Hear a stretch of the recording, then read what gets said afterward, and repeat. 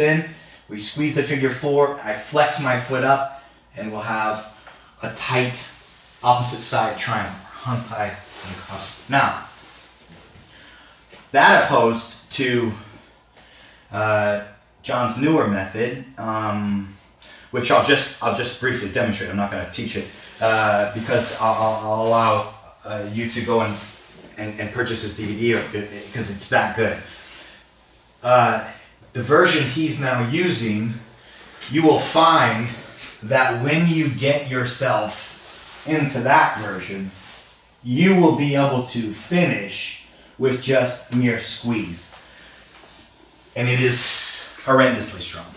So I'm incorporating that into my game. I like to be brutally honest. I think as jiu-jitsu teachers and instructors, if we're not, we're morons. I certainly don't know everything, but I'm always on the quest to find the most efficient way to do things. So it was my goal on the opposite side triangle to teach you how I do it and teach you how I have had success in the past, but to also tell you that there is a better way now. And so you'll certainly see me starting to use this better way. Now, does that mean that this one is irrelevant? Oh, absolutely not.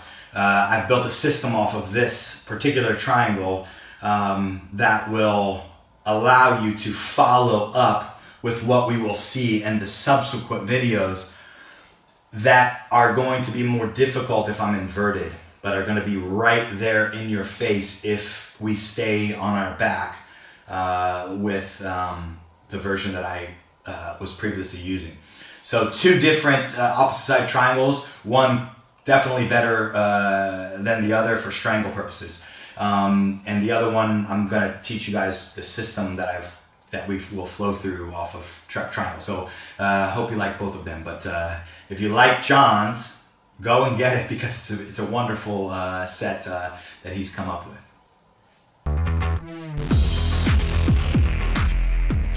All right, we looked at opposite side triangle, and we're going to look at the relationship between Kimura and opposite side triangle from trap triangle. So again, one of our major goals with the guard is going to be get to the trap triangle, and whether I go through clamp guard or whether I just square up and keep my legs the same and maintain this. You can certainly maintain this lock the entire time until now. I don't have to stop at clamp guard.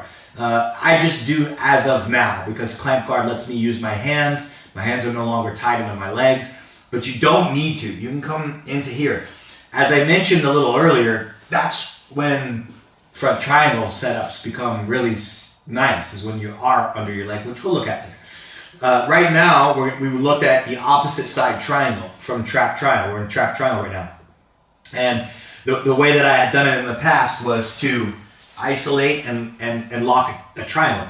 So this works really nice, and it can work really nice. But if it doesn't, what are we left with? Well, we're left with an arm in a very precarious position, which we all should know that when an arm is in this angle, it's in a Kimura angle. So how can we get Kimura? A couple different ways to get Kimura. I'm going to loosen this right now so that he's not halfway strangling the entire time.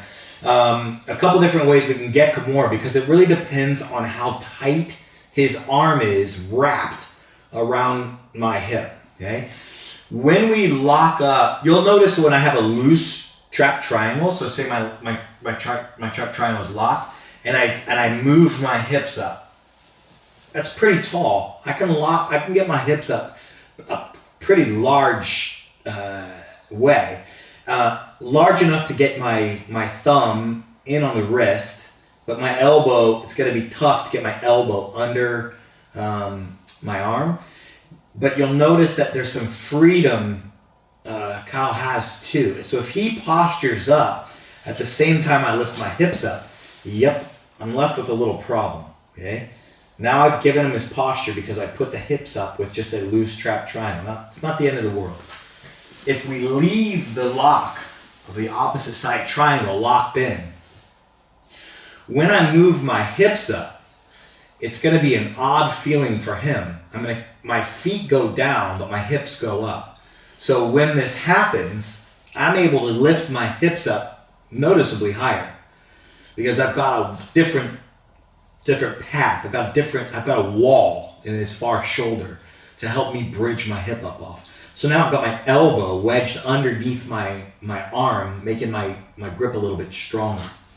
Not only that, if he tries to bring his head up, it's really difficult because I got the lock of the triangle still on. Now, one caveat to using your thumb, you've got to be very, very cautious using your thumb on the bottom of the guard, okay? In a closed guard, I don't use my thumb at all on the grip I use on his wrist. In this position, I like to use the thumb, but we must be careful. The reason why you need to be careful is if your elbow gets wedged on the ground and you're using your thumb and he were to step over his wrist, there's some time where if your elbow is wedged, he steps over his wrist and puts weight into his hands, that your thumb, boom, may move down your forearm. It's not a pleasant thing. When you're in the closed guard, that's a very easy scenario for him to create, even if it's accidentally, okay? And the reason why is because I'm around his entire body. My legs are much lower, I'm around his body, and if I use this thumb and he